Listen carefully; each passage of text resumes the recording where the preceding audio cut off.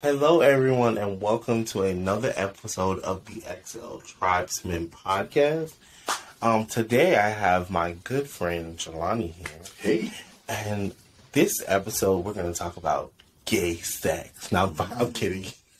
But we're talking about sex, though. I don't know if it's gay or we're talking about sex. Straight to it. Yeah, Actually, I mean, it's not really straight to it if it's gay sex. Yeah. But Drum roll. We're talking about curve sex.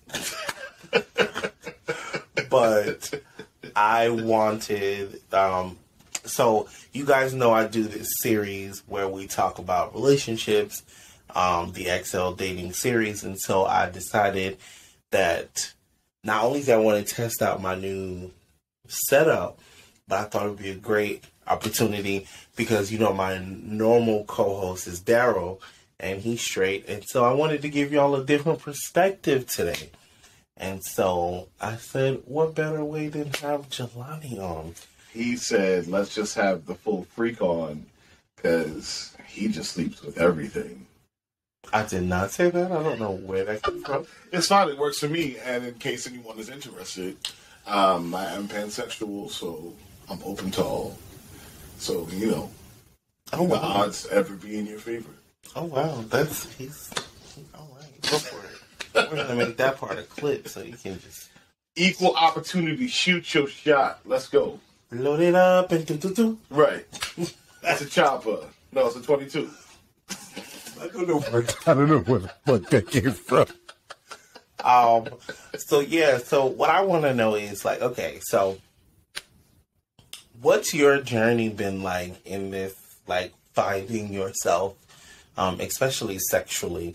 Because I know that as you grow older, there's, like, you get to different places in your sexual journey. So what has that been like for you? Well, I would pansexual. I would definitely say I've learned a lot about myself over the years as far as sexuality is concerned. Those titles have changed. Oh yeah, there were other things before. Absolutely, you know, I mean, there was certainly a time in my life I was very closeted, and just for the sake of, I guess, comfort, I would only identify as heterosexual, or I would, you know, just like kind of throw the bi-curious, term out there, even though I knew that,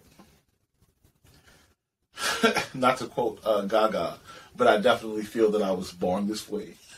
Baby.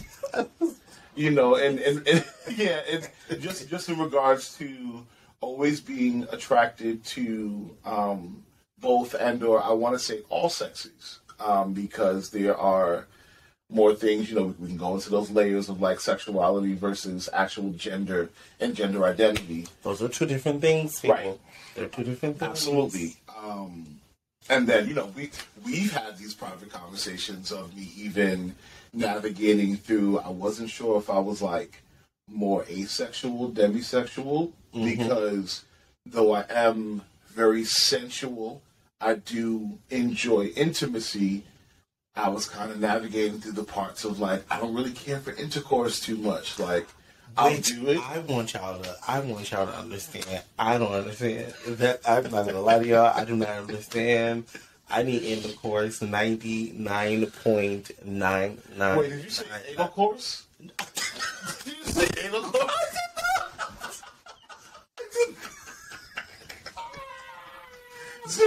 Run that back. I did not. We're gonna do instant review. Okay. I did not say that. I said intercourse. Okay. I did not say anal. Hashtag anal course. There's a new word that we are putting out into the atmosphere. You heard it here first. Oh my God, I created a new word. If I did say that, that would be dope. But no, I did not. I don't think I said anal course, but yeah, you know, it's a space. It's not that I despise it or I'm not opposed to doing it. However, I feel like, especially if I'm having what I would consider like non-relationship sex, I don't like to call it just hooking up, because the people that I am intimate with, I do have attachments to them nonetheless. Like, that's one of the things that I have to navigate through as well with dating is I'm a person that's more into, again, when it comes to like sensuality and intimacy, I prefer that like meeting of the minds, the sapiosexual type of vibe. I'm more interested in just getting to know that person. I mean, you're just dropping all the sexuals, like these people know what they... Listen, come on. So I feel like I'm in a dictionary for this a episode. sapiosexual is a person that prefers mental stimuli before physical, interaction. And it's so like, if you can fuck my mind first. I feel like I'm like that, but I don't want to add no new layers, no new... I mean, it is what it is. But I do feel like that. I do think it's important to be accepting of all of those aspects of yourself, because in acknowledging those things, that's how you also set better boundaries for yourself at the same time as well. And again, I believe in sex positivity. I think that sometimes we tend to put stigmas on certain words, and so we can. I don't really care for. I'm not opposed to anybody that's down with hooking up. Listen, you like to play, you want to just go out and have your fun. There ain't nothing wrong with that, especially if you are honest and things are being done with consent. Do what you want to do. Stick it, lick it, suck it, fuck it, whatever. But I always keep it honest. But keep it honest. I always say, if you're gonna be a hoe, be an honest hoe. And that's all who Mary had a little lamb. So yeah, just navigating through all of those things, and again, if I'm in a relationship, it's like no holds barred. I'm open to everything. I'm always willing to try almost everything at least once. I was about to say. Almost. Do we want to test your limits over here? Like, I'm into... it's funny. I say I'm vanilla when it comes to, like, kinks and fetishes. Nice. I am. But I'm, like, open to try things. However, there are things that are, like, non-negotiables. And I want to be very clear about that as well. Ooh. Like, I ain't messing with no scat play. If y'all don't know what scat play, Google that's that. People, playing with the Brown Town. Y'all can Google the rest. We're not going to dive into that too much. I'm not into any type of, like, blood, vomit play, because that's a thing for people as well. I did not consider those were plays, but okay. Yeah. You know what? Yeah. See, now this making me feel like I have to draw my line at the sand. Right. But I can get a little kinky, because like I always say, if you really want to turn me on, you got to say those special, 3 words to me in the bedroom. I love you. Spit on me. That's actually the words. Wait, that is not vanilla. There is nothing on spitting that's vanilla. Like I said, I can get a little kinky.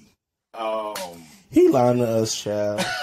But for the most part, for the most part, I like to just have a good old intimate session. I want to have conversation while we are doing what we're doing. I want to know if you enjoy what I'm doing to you. I want you to know what I like. And listen, I'm cool with that. If there's something I'm doing, please by all means say if you don't like it. You doing too much talking. I'll be telling you that already. Nah, I don't think there's anything wrong with that. I mean, it's not like I'm like literally trying to have like a full blown conversation. But yeah, I want to talk while we're doing what we're doing. Like, when you talking, you said don't fuck me like that, fuck me like this. Talking? Yeah. Okay, that's cool. Too. I was like, we're not talking about like. I mean, I'm not talking about like talking like while I'm digging in it. I'm like, yeah, babe. So you want to have a sandwich after this? Do you want pastrami or do you want turkey on it? Like, not that kind of conversation. I was about to say, because that's not the kind of beat. But then, I mean, that could be a thing too. Some people are into food play during sex. What? The plays that are available just don't end. Listen, I've learned not to kink shame, but I definitely know what it is that I'm not into at the same time. Like this. So yeah, check this out. You know that I am an adult content provider. I know that. I don't think they know. Okay. Well, now y'all know that I'm an adult content provider. I do have an OnlyFans. And one of the things that has been the most interesting about that, more than it being like liberating and freeing for me to explore my sexuality, learn things about myself, I've learned a lot about other people in the way that it's things that I could be doing that I may not even necessarily deem that sexual, that somebody else could be so turned on by. Oh, I know. Like eating waffles in your underwear. Right. Yes. The people go up on a Tuesday for that. I've got some, and shout out to my amazing fans and supporters that I have. You know, y'all are super dope. I enjoy the conversations and the engagement that I get from y'all because y'all help me to actually create the content that I put out there. We need to break for a caveat for that one. People don't understand how important it is for your audience to chime in. Like, I can create the content that you're looking for if you just tell me what you're looking for. Right. Yes. Yeah. Even I struggle with that in this business. Like, I started this whole XL dating series because I saw there was a need for it because someone asked a question that really was like, why don't I talk about that on my podcast? And I was just like, adding that.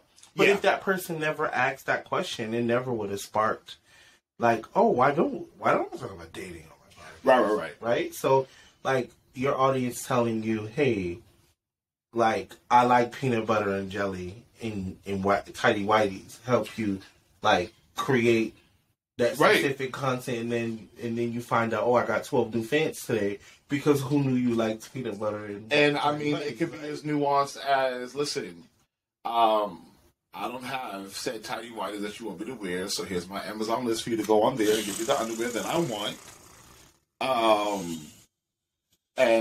You know, I happen to love peanut butter and jelly sandwiches, so it's not a problem for you. Ain't saying nothing to me, telling me you want to see me eat. Because if there's one thing I'm gonna do in this life, we gonna eat. And so, yeah, again, you know, it's cool to actually have that engagement with them and kind of get an understanding, and like I said, actually be able to like get into the minds of my followers to see what things they are actually into.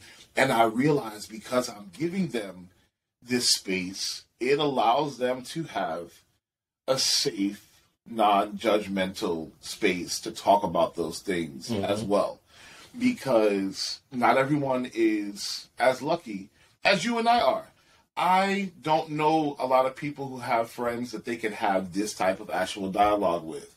And you might ask that question of like, oh, well, why do you call them friends? But some people just have people that they compartmentalize in the way that they do. And they know that their friends wouldn't be like, I don't know, comfortable with those types of conversations. And again, you know, I think I've won what I call the friend lottery. I've won some amazing friends in my life that I'm grateful that I can like literally talk to them about anything. Yeah. The friend lottery. Yeah. But yeah, I mean, there's I have one person that like, he's really into pickles. This is weird, guys, but he sends me very large amounts of pickles, and he has the same ones, and so like that's what he wants to talk about is like the taste of these pickles, be them hot, sweet, or whatever. But then of course he just wants to see the video of, and it's like I could do this for you butt naked if you want, but it's like no, just you know. Shirtless is cool, and just like, you know, talk about the taste and, you know, keep the mic close. He's like very into like the ASMR sounds. I'm gonna tell y'all the something. mukbang sounds of it as well. So I had a whole idea about creating I want to find a network to see if this exists like already. Like I want to create a podcast about sex, but I want to do it a little differently. Like it's not going to be like this. I'm not telling y'all what it is because y'all can get my idea. But I want to do a sex podcast, like a whole sex podcast. I'm so intrigued. Y'all been listening to Shan Booty's Lovers and Friends podcast, and I realized that I know nothing, like absolutely nothing about sex. I'm here for XL After Dark. Let's do it. And we just go filming. Yeah, absolutely. On camera? Yeah. On camera? Oh, I like that. Oh, and with my Karen hand, calm down. By the time you see this, it's already copywritten. So...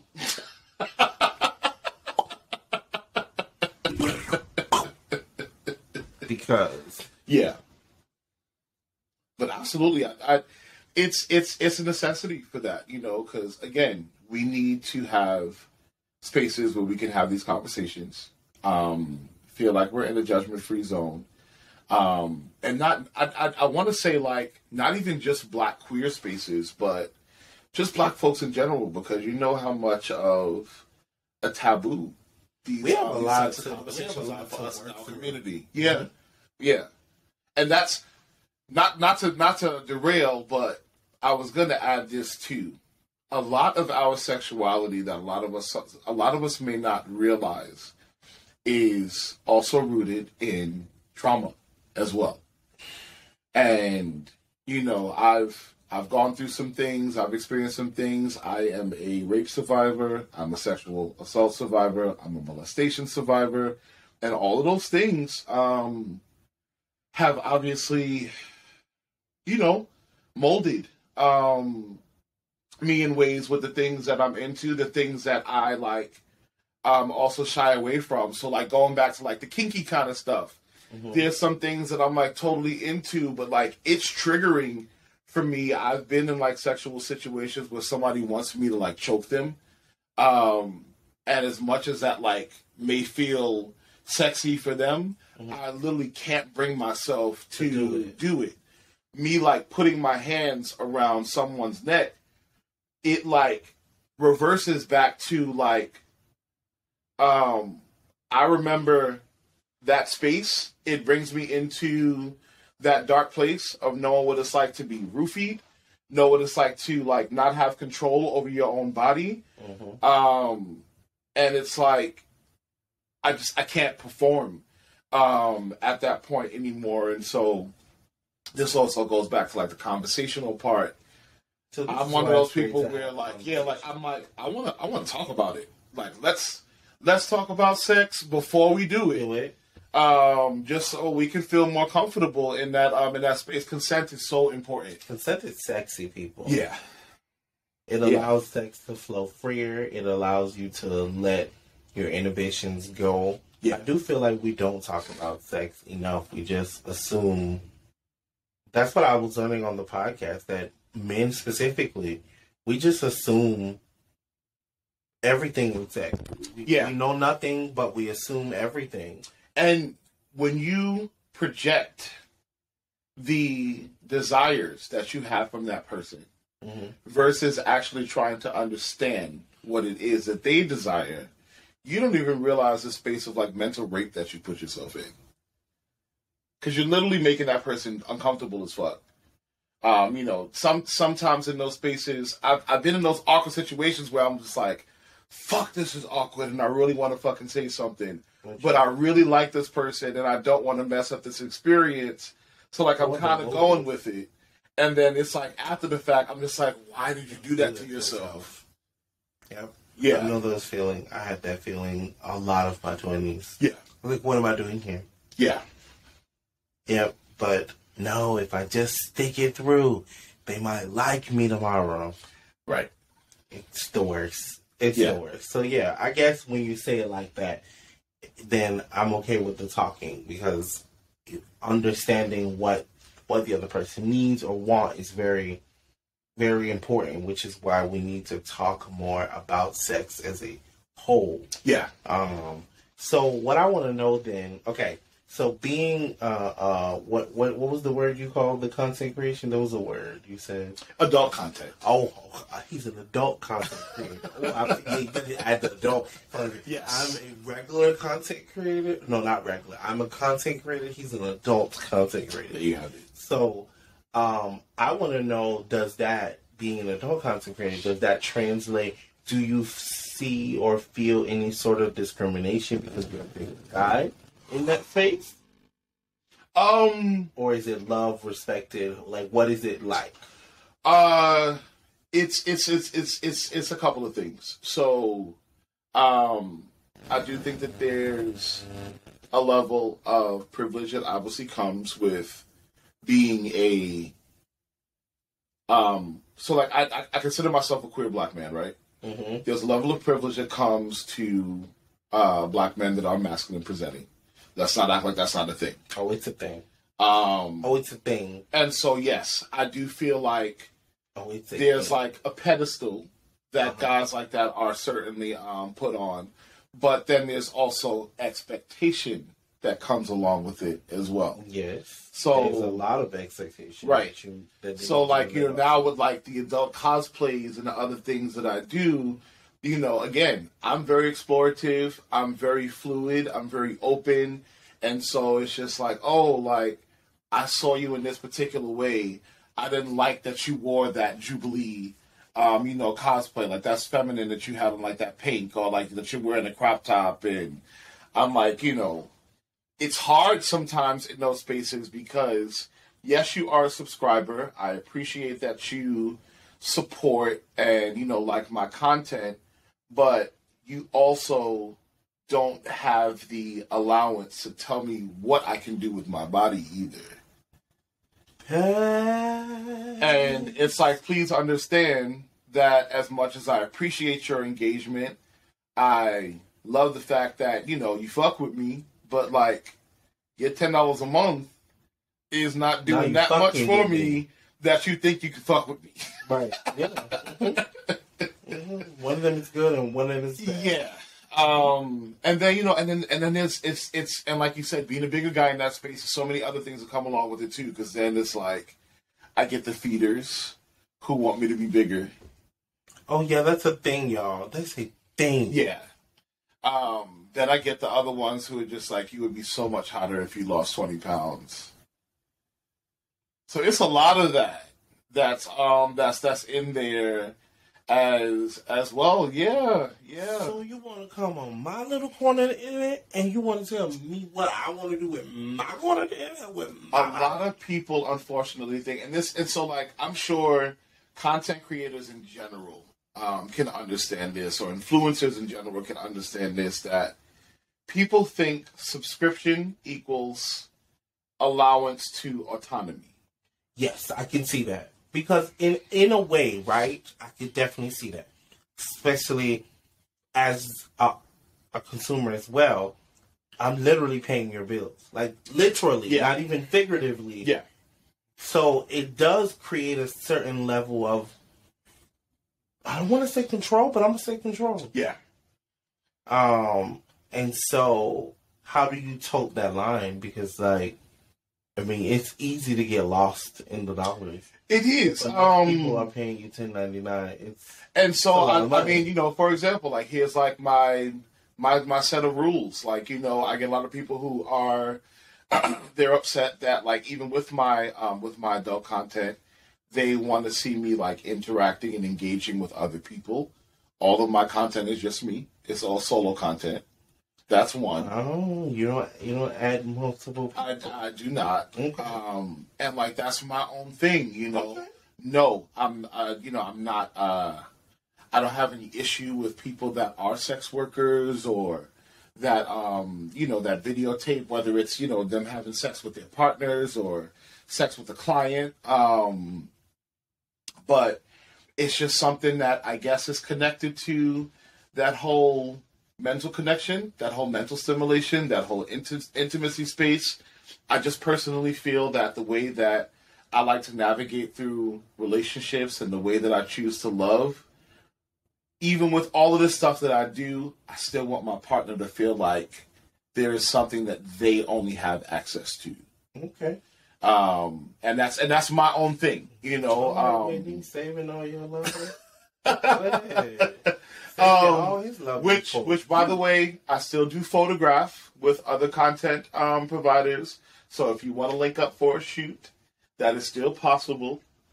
Shout out to, I'm not going to drop no names because y'all didn't pay me to drop no names, but shout out to some of the ones that I have worked with who you have seen on the page so far. But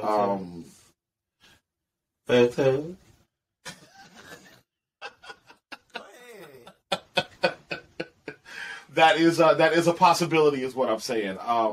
But you know, I try to keep a level of control because, you know, in spite of what people think about like sex workers, in spite of what people think about adult content creators, you know, also as a go-go dancer, that's a whole other level of things that I have to deal with people that think they have access that's like not, you know, really there, and having to take control over those spaces as well. Is don't assume because of that type of work that this person doesn't have boundaries, that they don't have integrity, that they don't have a moral compass that they still go by at the same time. You know, that's your issue that you have if you assume that a person that does that type of work doesn't have a standard. Because, I mean, for that matter, it's a lot of y'all that tend to point those fingers and make these judgments about sex workers, and you doing the same shit that they're doing for free. I'm just saying. So, you know, I do, I remind my, like, subscribers, my fans, whatever you want to call them, to be just as respectful as I plan on being to them. Right. Okay. Yeah. So it's an interesting way you navigate that space, because I thought about how, like, just being a non-adult tech content creator, people love to come up in my space and be like, why would you be promoting this?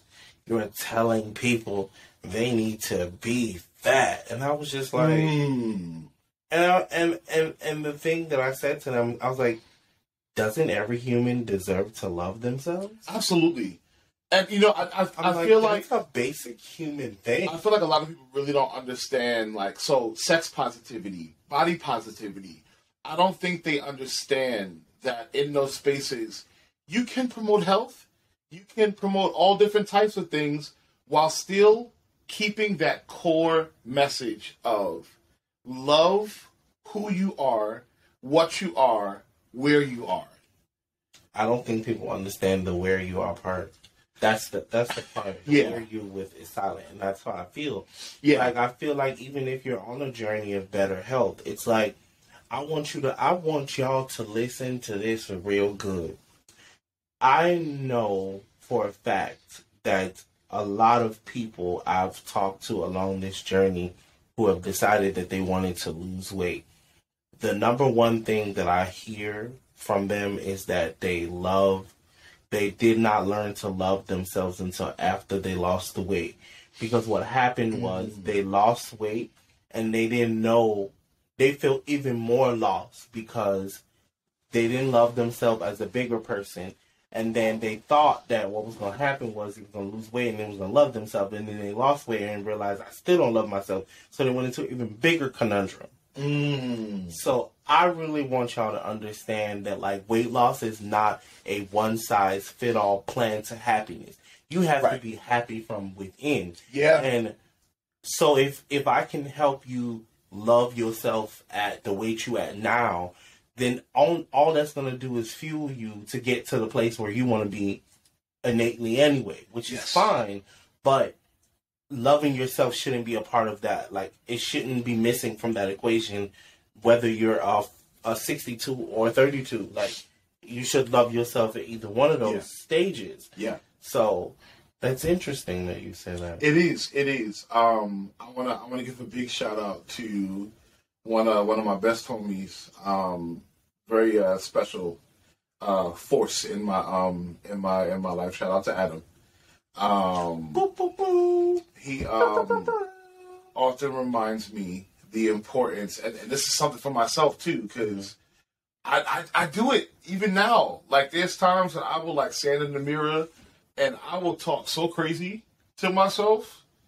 And like it'll be like while we're in like a FaceTime call, and he's just like, "Yo, like it's okay to want to change things, but like love who the fuck you are in the meantime. Like you don't have to talk down on yourself." That's a good one. You know, in that space, and so I often remind myself now, you know, him having told me that over the years, is even in those spaces like if I want to change something, I can still love. You know, the space. Like think about it like, you know, your home that you invested in. You know, put your blood, sweat, and tears into this place.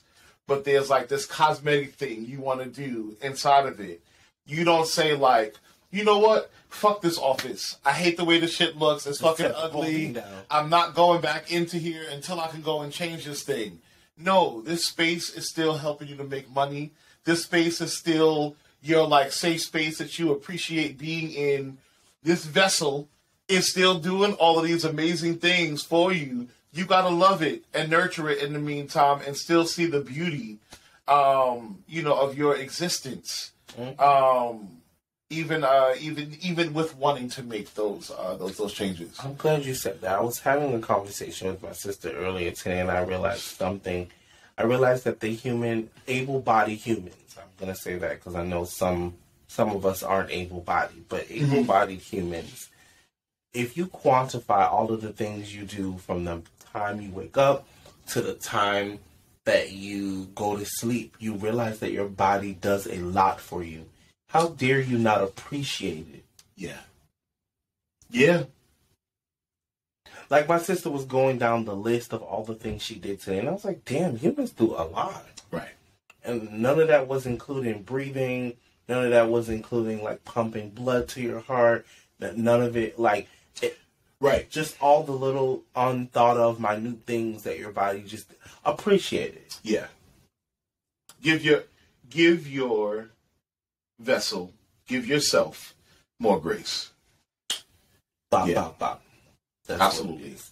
So, what I want to know also, something that I just thought of, is there an end point?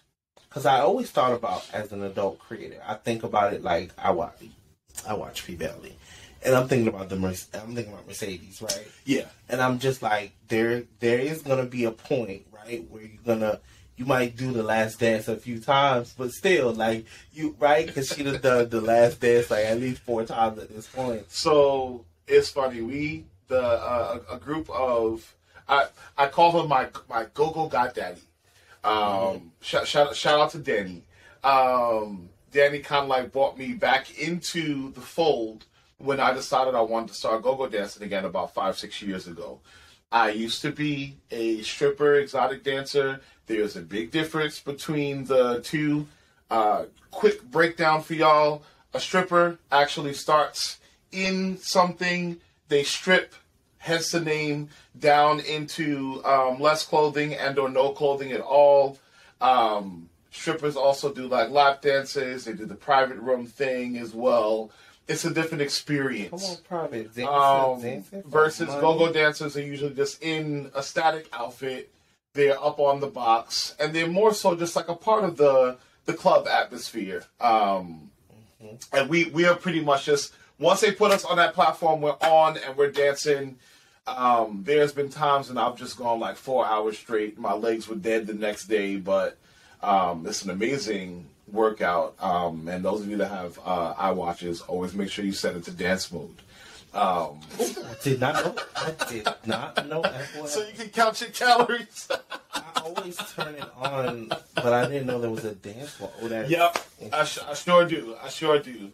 But we were just talking about this because some of us are, starting to get up there in age a little bit, and especially in queer culture, it's a little crazy the way age is looked at sometimes. You know, it's not really that different than it is in heterosexual. Yeah, but I mean, a woman who gets, especially in the circuit, you know, and these like circuit parties and everything else, it's like once you're over 30, you're already looked at like, oh, you're still here, right? So it's funny. A lot of these spaces, people assume that I am in my 30s, be it like early 30s or whatever, and so I'm like, no, baby, I'm in my 40s, and they're like, oh, so we were talking about that. We all like set the age that we were like, we would definitely not be dancing after this point. And so I've set my year. I was like, I think I'm gonna stop for sure at like 50. Like I don't see myself doing it past past 50. It started at 50 and then you end up at Claremont Lounge. I mean, listen, I'm gauging this on the fact that I still got Megan D's, right? I'm still able to get down there and drop it and get it in. But, I mean, there's going to be a point where they're going to be more like Tisha knees. Who's Tisha? Who her? I'm still here. Here.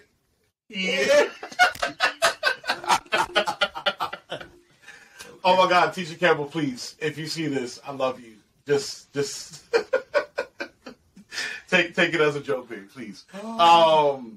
You know, it's like if my body is still able to handle it, and my partner is still able to handle it, that's important. Then I'm with it. You know, and yes, I don't want to say it in a way like I'm just gonna be completely balls to the wall for the rest of my life and not care about what my partner thinks, because I do that does matter to me. You know, if it's like, hey babe, like I prefer if you not do that. Now it's a conversation that we can have.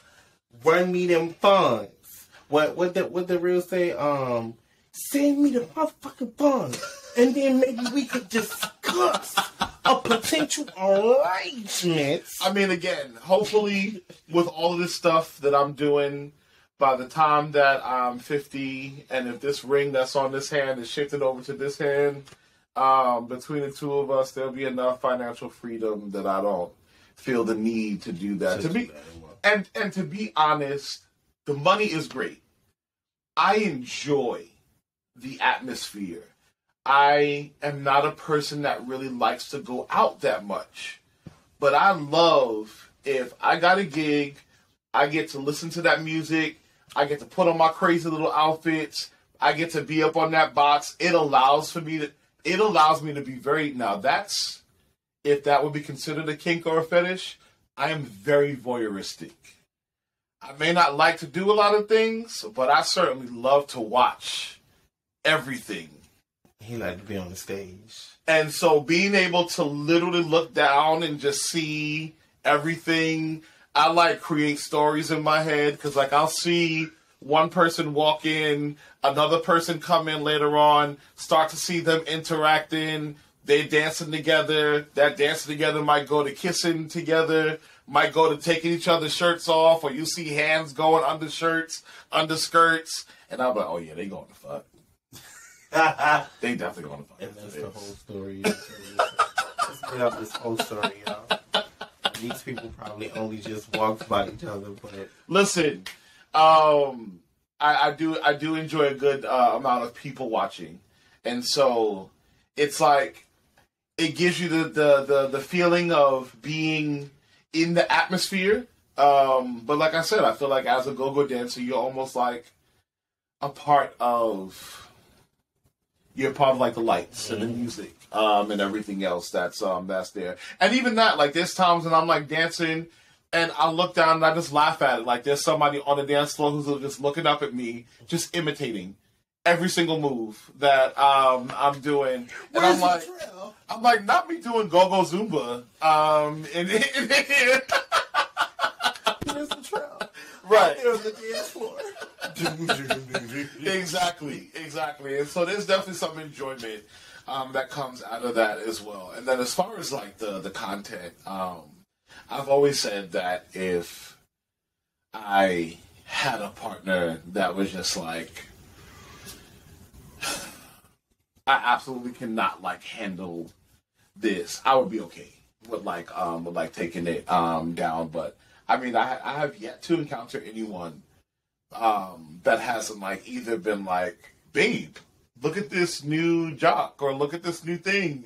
I think you should wear this for them, or babe, do you want me to take photos for you for this? They're usually pretty excited about it. I don't know if they're excited about it because they like the idea of it, or if they are like perfectly fine with the benefits of it, because the money's pretty decent. It's pretty decent. I think just like in most things,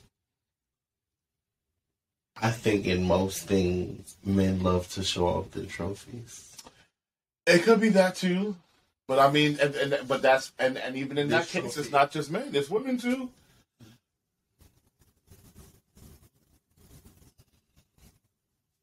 So I mean, I wouldn't necessarily say it's just that. Okay, maybe. All right, we're showing off the trophies. I mean, in that case, cash again, going back to the fact that I've never done actual sexual acts on there, but one of my female partners, like, she enjoyed like shooting together, taking all kinds of like suggestive type of nude photos, and they loved it because I have a mix of subscribers as well. Male, female, trans men, trans women, non-gender conforming. So it's a space for everyone. Right. Yeah. We have created the actual rainbow right on over on your page. Butterfly in the sky. Well, all right. So what I want to know in closing is, if you can take a look back at your first sexual experience, actually, let me rephrase that. If you can if you can remember the first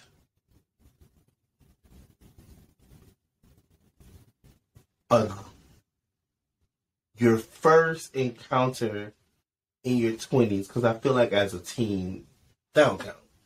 Like, okay. In your 20s, like, what was that experience like, and what would you do differently now with all the knowledge you know, or don't know, actually?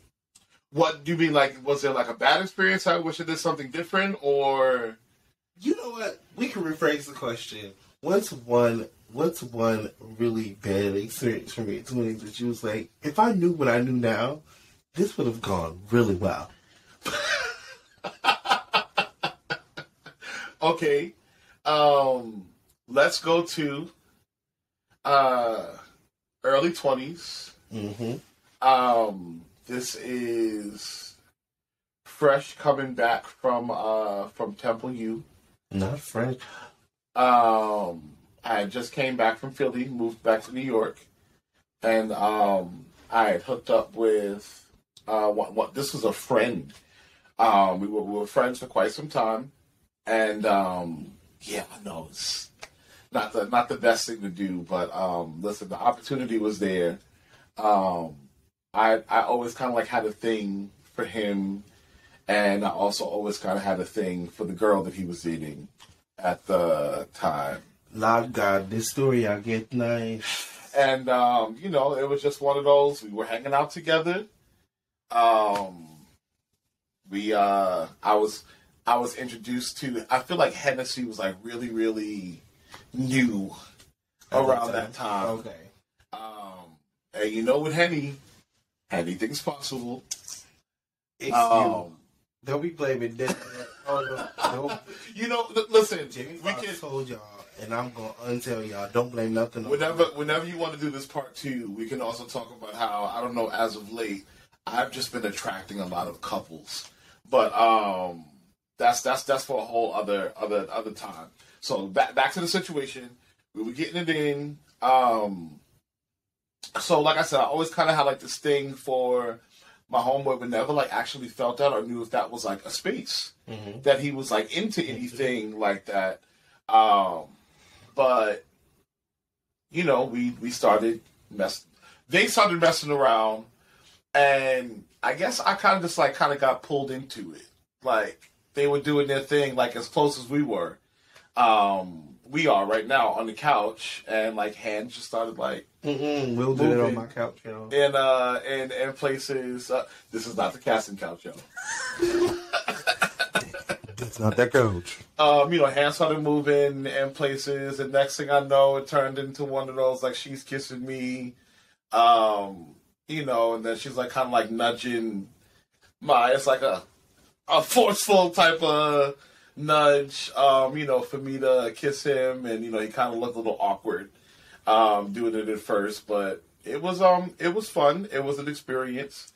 What I wish I knew was, again, to just be kind of like more open about what I actually liked, what I was don't do that, do this. Yeah, because that's that's another thing. See, I haven't been disclosing everything with you. So back in that voyeuristic place, I have been to like we'll just call it what it is. Like I've been to like sex parties, right? And I'm usually not the one to like engage in the sex that's happening, but I do engage in the way that I love telling people what to do. So I feel like you go to sex parties, you be hooking people up. Yo, like in my next life, I need to try like being like a full-on dom, because you know, I did not know what Beyonce meant. I still don't know what she meant when she said queen in the front and the doms in the back. I don't know what that means.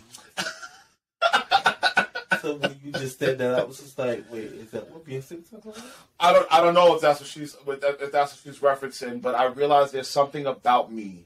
Like, I really enjoy, like, being like, you, kiss him, or, like, look at how this dude is standing right there. Like, get on your knees and suck his dick. Like, why are you just standing there looking stupid? Get on your knees and suck his dick. Oh. So. I feel like you have a career in ASMR. That's what you can transition into. Listen, what you're doing, just standing over there. Get on your knees and suck his dick. He's waiting for it, and he wants it now. So,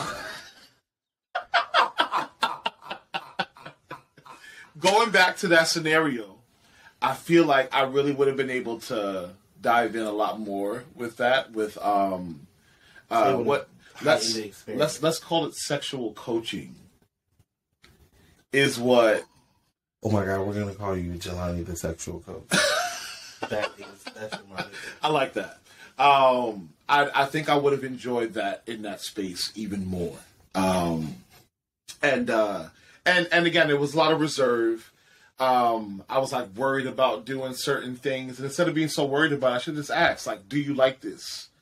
Because we don't talk to each other. Right. So that's what I wish I did better. And there was a particular part of the can I like go all the way in with like what happened during this? I mean, I feel like we've already gone so far. Like, why not? So there was a particular moment where she was like she was giving me head, and then she kind of like you know, nudged him over to like start doing it, and he was giving me head, and like she lifted up my legs, and like the most like just the wildest experience I ever had was having her eat my ass while he was sucking my dick, and it was just like the craziest feeling. You let her eat your booty can. If I could turn back time, if I could go back, I wish I could get out of my body and like sit next to myself and just be like, nigga, this some shit.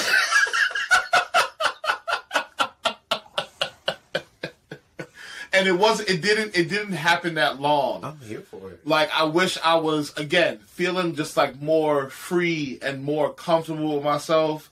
Like, I really would have been like, yo, what the fuck you doing? Like, stopping. Like, get your ass right back down there and keep going. Because that was, yeah. Sorry. I went back there for a moment. I see. All right. Yeah. Well, while he has all these flashbacks, we're going to go ahead and close out this episode because this is some good shit. This was spicy. I know, right? I really hope that y'all enjoy this extra spicy episode. Normally, with Daryl and I, we talk a lot about dating, which I love because I feel like there's a space, but now I'm feeling like I want to incorporate more sex specifically into the dating. So I think I'm going to start off by doing like a tip. I think I'm going to end or start, I'm not sure yet, the podcast with a tip. Like, I feel like there's so much about like putting sex. the tip in or...